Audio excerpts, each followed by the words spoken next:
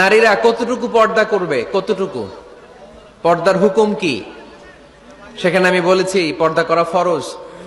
এই পর্দা আপনার অধিকার, এটা আপনার আভিজাত্যের প্রতীক, আপনার রুচির প্রতীক। এটা বলে কতটুকু পর্দা, সেক্ষেত্রে আমি দুইটা মত উল্লেখ করেছিলাম, দুইটা মত উল্লেখ করেছি।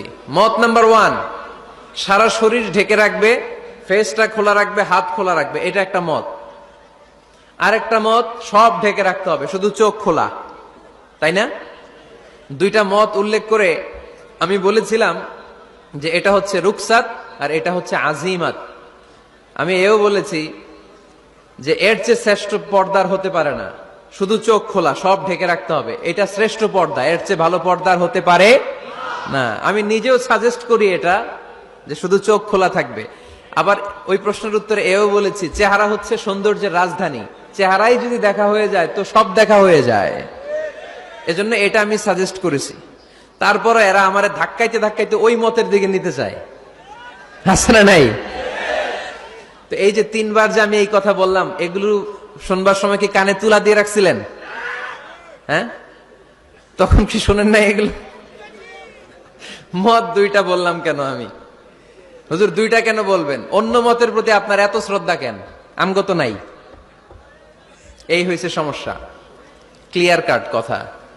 পর্দার ক্ষেত্রে দুইটা মতের উল্লেখ করেছি প্রিয় ভাইয়েরা। বলেছি এক মত বলেছে ফেস খোলা, হাত খোলা, আরেক মত বলেছে শুধু চোখ খোলা। এবং আমি বলেছি এইটা শ্রেষ্ঠ পর্দা, এর চেয়ে ভালো পর্দা হয় না, বলছি না আমি? আবার বলছি যে আমি সাজেস্ট করি এটাই সবচেয়ে ভালো, এটা করবেন। এবং শেষে বলেছি চেহারা হচ্ছে সৌন্দর্যের রাজধানী, চেহারাই যদি দেখা হয়ে যায় তো সব দেখা হয়ে যায়। এগুলো কি প্রমাণ করে? আমি এই মতের পক্ষে না এই মতের পক্ষে? বায়ে না ডানে? ডানে। তো আমি এই মত অবলম্বন করি, মানে আপনাদের যেই মত আমারও এই মত। আমার ধাক্কা মারতেছেন কেন? ধাক্কাইতেছেন কেন আমাকে? ধাক্কাই আমার ওই মতে নিতে চায়, ঠিক না। বাড়াবাড়ি কখনো কল্যাণ বয়ে নিয়ে আসে না। আওয়াজ করবেন না, মনোযোগ দিয়ে শুনেন। এই যে মত, এটা আমার মত না, এটা অনেক স্কলারদের মত। নারীরা শুধু ফেস খোলা রাখবে আর হাতের কবজি পর্যন্ত খোলা রাখবে, এটা আমার মত না। আমি অন্যদের মতকে শুধু ন্যারেট করেছি, বর্ণনা করেছি মাত্র। মেজরিটি স্কলাররা, জুমহুরুল ফুকাহা, আই রিপিট, আমি আবার বলছি, মেজরিটি স্কলাররা বলেছেন ফেস এবং হাত খোলা রাখা যাবে।